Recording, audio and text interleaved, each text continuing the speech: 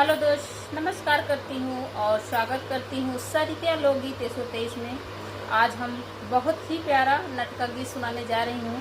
अगर ये गीत अच्छा लगे तो लाइक शेयर कमेंट जरूर करना और ज़्यादा से ज़्यादा शेयर करना। बहुत ही प्यारा गीत है और ये गीत लक्ष्मी देवी 1991 भी चैनल पे जाएगा। आप लोग उसको भी सपोर्ट करिएगा, दोनों ही चैनल को आप लोग सपोर्ट करिएगा। बहुत ही प्यारा है, लीजिए सुनिए और अपने दोस्तों के साथ एंजॉय करिए।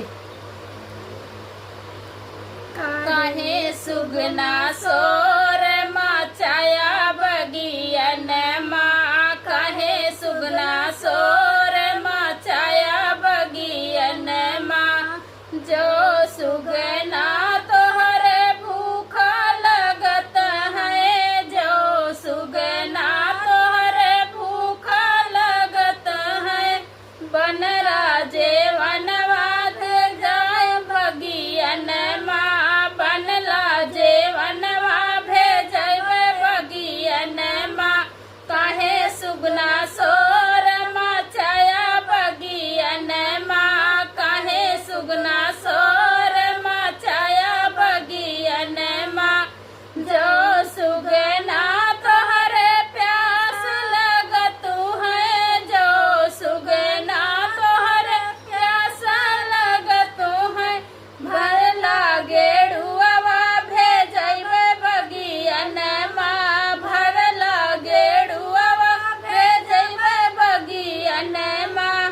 काहे सुगना सोर मचाया बगियन माँ, काहे सुगना सोर मचाया बगियन माँ। जो सुगना तोहरे अमला लगत है, जो सुगना तोहरे अमला लगत है।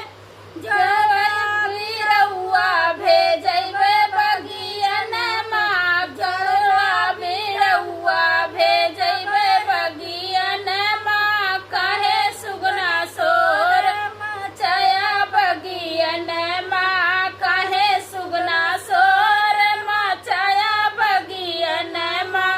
जो सुगना तोहरे नींद लगत है, जो सुगना तोहरे नींद लगत है।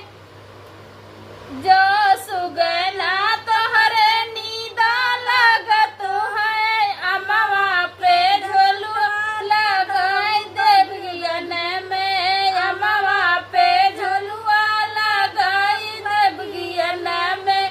कहे सुगना सोर मचाया बगियन में, कहे सुगना सोर मचाया बगियन में। कहे सुगना सोर मचाया बगियन में। ये गीत कैसा लगा आप लोग जरूर बताइएगा। फिर मिलती हूँ अगले वीडियो में, तब तक के लिए बाय बाय।